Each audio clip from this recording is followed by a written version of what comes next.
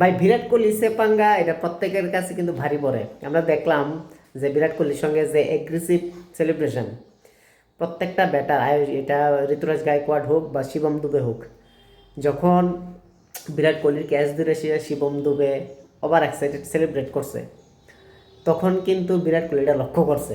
বিরাট কোহলি ক্যাচটা যখন ধরে এরকম সেলিব্রেশন করে এবং ঋতুরাজ গায়কোয়াড় লক্ষ্য করছে যে কীরকম এগ্রেসিভ সেলিব্রেশন করছে।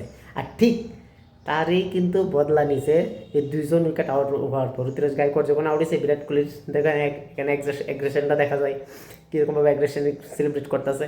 এবং শুভম দুবের ক্ষেত্রে কিন্তু সেম করছে। বিরাট কোহলি কিন্তু সেই ম্যাপের খেলোয়াড়, যে তুমি যা দিবা তা কিন্তু তোমার প্যাব্যাক করবো।